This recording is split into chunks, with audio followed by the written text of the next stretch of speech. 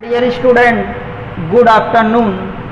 Today आज हम class BSc third year subject chemistry paper second organic chemistry के लिए वीडियो शूट करने चल रहे हैं। सो फर्स्ट सबसे पहले हम आपको सिलेबस का आइडेंटिफिकेशन कराएंगे कि स्टूडेंट आपको पढ़ना क्या है।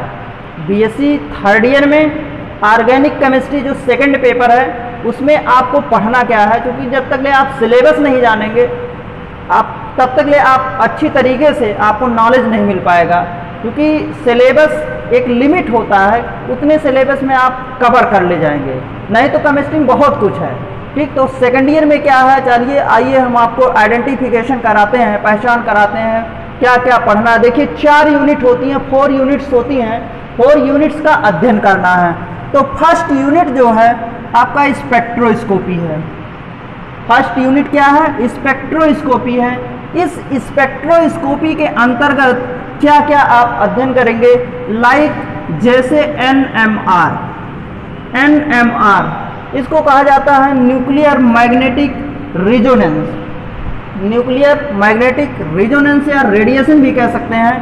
ठीक, फिर आप अध्ययन करेंगे पीएमआर, प्रोटॉन मैग्नेटिक रेडिएशन या रिजोनेंस भी कह सकते हैं।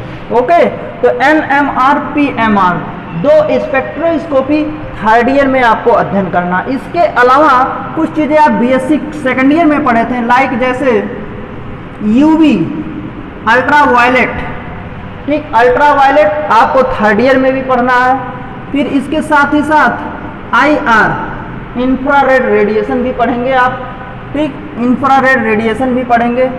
फिर जो है इसमें स्पेक्ट्रोस्कोपी में आप पढ़ेंगे electronic transition, type of electronic transition, जो आपने सेकंड ईयर में पढ़ा था, पुनः इसमें भी आपको मिलेगा।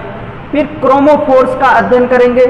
ठीक, terminology used in spectroscopy, like जैसे क्रोमोफोर होता है, ऑक्सोक्रोम होता है, बायथोक्रोम होता है, हिप्सोक्रोम होता है, हाइपरक्रोम होता है। इन सब का स्टडी इस स्पेक्ट्रोस्कोपी के अंतर्गत आप लोग जानेंगे। ठीक, साथ ही साथ इसके साथ ही साथ वुडवर्ड फीजर रूल का आइडेंटिफिकेशन आप करेंगे, वुडवर्ड फीजर रूल जानेंगे। ठीक, एनएमआर सिग्नल भी इसी में जानेंगे। क्या आप जानेंगे? एनएमआर सिग्नल, जो आप सेकेंड ईयर में नहीं पढ़े थे। एनएमआर सिग्नल का भी अध्ययन आप करेंगे। कुछ जैसे एथिल मैग्नीशियम ब्रोमाइड या एथिल मैग्नीशियम क्लोराइड। ठीक, डायग्राम बनाना पड़ेगा, उस पर स्प्लिटिंग देखना पड़ेगा, जैसे एलियस कपलिंग। ठीक है, तो स्प्लिटिंग भी आप पढ़ेंगे। किसके अंतर्गत? इस स्पेक्ट्रोस्कोपी के अंतर्गत। ठीक, और लाइक जैसे फिंगरप्रिंट भी आप पढ़ेंगे। किसमें? इसी स्पेक्ट्रोस्कोपी में। ठीक, कुछ रेडिएशंस के बारे में भी जानेंगे। ठीक, आगे देखिए अगला सेकंड यूनिट है। सेकंड यूनिट आपका ऑर्गेनोमेटेलिक कंपाउंड्स। ऑर्गेनोमेटेलिक कंपाउंड्स में कौन कौन से कंपाउंड आते हैं उनका आप अध्ययन करेंगे। उनका अध्ययन क्या करेंगे? Preparation of, method of preparation पढ़ेंगे, केमिकल रिएक्शन पढ़ेंगे, फिजिकल प्रॉपर्टीज पढ़ेंगे। ठीक है, तो जैसे पहला कंपाउंड है organo magnesium compound. Magnesium compound का जनरल कैरेक्टर पढ़ेंगे, इंट्रोडक्शन पढ़ेंगे, केमिकल रिएक्शन पढ़ेंगे, फिजिकल प्रॉपर्टीज, केमिकल प्रॉपर्टीज, इन सब का स्टडाइज करेंगे। किसका? मैग्नीशियम जो तत्व है, मैग्नीशियम कंपाउंड है। ठीक, सेकंड कंपाउंड है ऑर्गेनो जिंक कंपाउंड। लाइक जैसे मैग्नीशियम कंपाउंड का जो आपको पढ़ना है, सेम उसी तरीके से जिंक कंपाउंड का पढ़ना है, बट वहाँ पे मैग्नीशियम था, यहाँ पे क्या है? जिंक कंपाउंड है। ठीक, अगला कंपाउंड है ऑर्गेनो लिथियम कंपाउंड, Li। ठीक, इसमें लिथियम कंपाउंड का आप अध्ययन करेंगे। जैसे जिंक का पढ़े थे आप, मैग्नीशियम का पढ़े थे, जाने थे, सेम प्रोसेस लिथियम का भी आप पढ़ेंगे। ओके, फिर देखिए अगला कंपाउंड है ऑर्गेनो सल्फर कंपाउंड। इसमें सल्फर कंपाउंड का आप स्टडी करेंगे। अगला जो सबसे अलग कंपाउंड है हेटेरोसाइक्लिक कंपाउंड।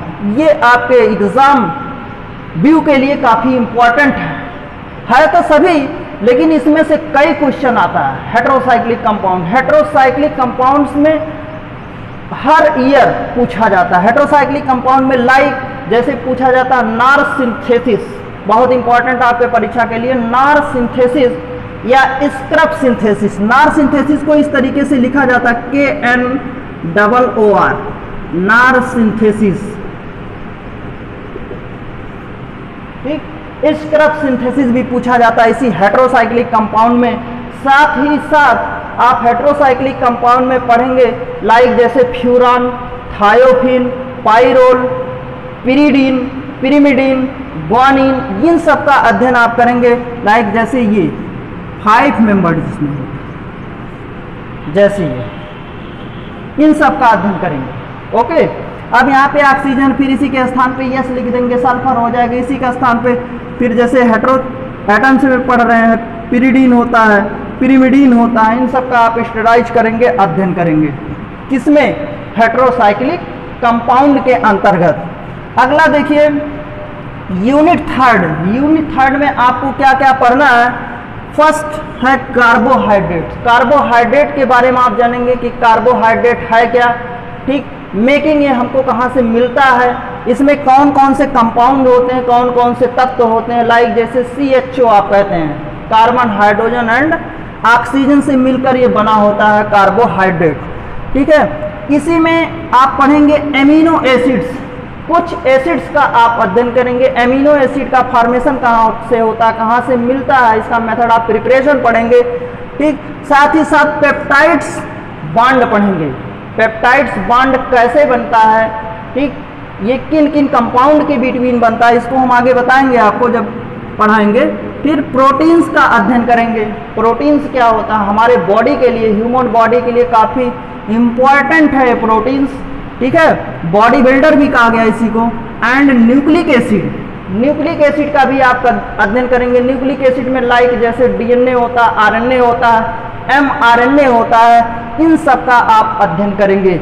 साथ ही साथ इसमें जो आप पढ़ेंगे जैसे एडेनिन हुआ, ग्वानिन हुआ, थाइमिन हुआ, साइटोसिन हुआ, इन सब का अध्ययन आप करेंगे। ओके, फिर देखिए आपको हम बताते हैं लास्टली चौथे यूनिट में जो आप पढ़ेंगे सबसे पहले आप फैट क्या होता है, वसा जिसको कहा जाता है। ठीक, जैसे हमारे ह्यूमन बॉडी में फैट पाया जाता है, कुछ प्लांट्स में भी फैट मिलते हैं, कुछ जो सीड्स होते हैं उनसे भी फैट का फॉर्मेशन होता है, और कुछ ऐसे केमिकल कंपाउंड होते हैं जिससे फैट का निर्माण किया जाता है। जैसे फैट का सबसे अच्छा गुड एग्जाम्पल जो होता है आपने सुना होगा जनरली, जैसे घी कहा जाता है। घी का फॉर्मेशन कैसे होता है, ठीक, ये सब आपको प्रक्रिया जानकारी है। तो सबसे अच्छा जो फैट मिलता है घी में मिलता है। आप देखे होंगे लुब्रिकेंट जिसको कहा जाता है, ठीक, लुब्रिकेंट जिसमें चिकनाई होता है। ठीक, फिर देखिए आयल्स का आप अध्ययन करेंगे। आयल्स भी कई प्रकार के होते हैं, कुछ ड्राई होते हैं, ठीक है, कुछ जो है लिक्विड में होते हैं। अब जैसे यही घी है, मौसम के अनुसार ये चेंज हो जाता है। जब गर्मी का मौसम आता है तो जो घी होता है ये क्या होता है, सॉलिड थोड़ा होता है, लिक्विड के रूप में मिलता है। जब ठंडक का मौसम आ जाता है तो वही जो लिक्विड है वो क्या हो जाता है, सॉलिड के रूप में होता है। आयल सॉलिड और लिक्विड में फॉर्मेशन होता है। फिर डिटर्जेंट का अध्ययन करेंगे। डिटर्जेंट देखिए जो साफ सफाई के लिए जो काम किया जाता है और डिटर्जेंट का प्रयोग होता है। इसमें कुछ सॉफ्ट्स होते हैं, सॉफ्ट्स में लाइक जैसे हार्ड सॉफ्ट होता है, सॉफ्ट होता है, ठीक है, मतलब कठोर साबुन, मुलायम साबुन।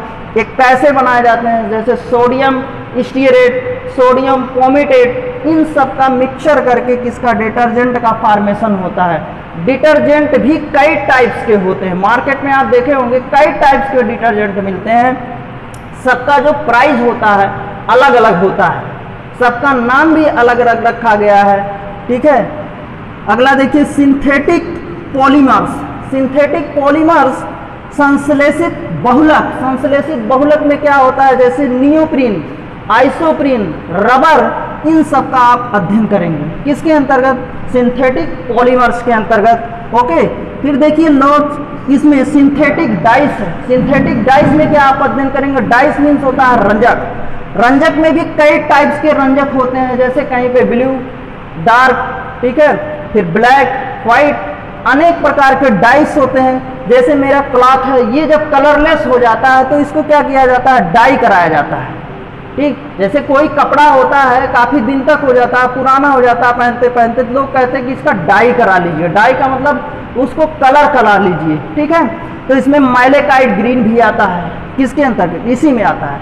फिनोल्फ्थलीन भी आता है, ठीक, बहुत इंपॉर्टेंट है सिंथेटिक डाइस में। ये जो चैप्टर आया है ये भी काफ़ी इंपॉर्टेंट है आपके एग्जाम के लिए, बहुत क्वेश्चन पूछे जाते हैं, ठीक है। फिर देखिए ऑर्गेनिक सिंथेसिस, इसी में जानेंगे। जैसे इनोलेट्स आयन होता है, अल्फा हाइड्रोजन, ठीक है, इसी के अंतर्गत आता है। हाइड्रोजिनेशन भी आप पढ़ेंगे, कुछ रिएक्शंस भी होंगे किसमें, ऑर्गेनिक सिंथेसिस में, ठीक। वाया इनोलेट्स, इनोलेट्स ऑर्गेनिक सिंथेसिस वाया इनोलेट्स के अंतर्गत अल्फा हाइड्रोजन एटम्स का अध्ययन आप करेंगे, ठीक। हाफमैन ब्रोमाइड रिएक्शन का भी अध्ययन करेंगे। कुछ कंपाउंड और इसमें मिलेंगे क्योंकि ऑर्गेनिक से है, क्योंकि आपको पता ही है ऑर्गेनिक होता क्या है, ठीक, बताया भी गया है पिछले क्लासेस में, पुनः हम रिपीट कर दे रहे हैं। ऑर्गेनिक, ऑर्गेनिक उसे कहा जाता है जिसमें कार्बन का अध्ययन किया जाता है, ठीक, क्योंकि आप जान चुके हैं, बताया गया होगा कि organic chemistry is a branch of chemistry in which we study the compounds of carbon. Synthesis का मतलब संश्लेषण होता है, ठीक। तो कार्बन का क्या करते हैं, सिंथेसाइज करते हैं, संश्लेषित करते हैं। इनका चेन काफ़ी लंबा होता है, लंग होता है। तो हम अब ये 4 यूनिट का आप अध्ययन करेंगे स्टूडेंट।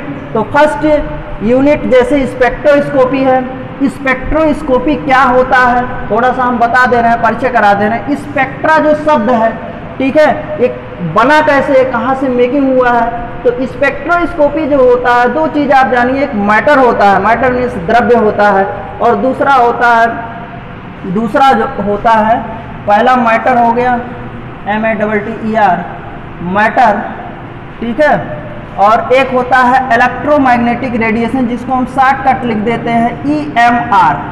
क्या होता है EMR, इलेक्ट्रोमैग्नेटिक रेडिएशन। इन दोनों का मिक्सचर ही, मिक्सिंग ही इज नोन एज स्पेक्ट्रोस्कोपी कहलाता है। अर्थात ये दोनों आपस में इंटरैक्शन वर्क करते हैं।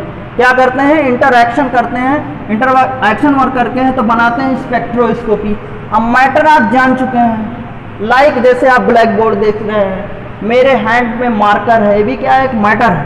EMR आपको नहीं पता है, EMR हम बता देते हैं, इलेक्ट्रोमैग्नेटिक रेडिएशन क्या होता है। इसके अंतर्गत लाइक जैसे एक्स-रेज, एक्स-रेज, एक्स किरण होता है, गामा रेज, गामा किरण, ठीक, विजिबल, विजिबल लाइट है, एंड माइक्रोवेव, रडार, ये सब आते हैं किसके अंतर्गत, इलेक्ट्रोमैग्नेटिक रेडिएशन के अंतर्गत। ओके, तो और भी आप देखे होंगे जनरली जैसे CT स्कैन होता है, ये भी एक क्या है, इलेक्ट्रोमैग्नेटिक रेडिएशन है, ठीक। CT स्कैन जिसको कंप्यूटेड टोमोग्राफी है उसका फुल नाम।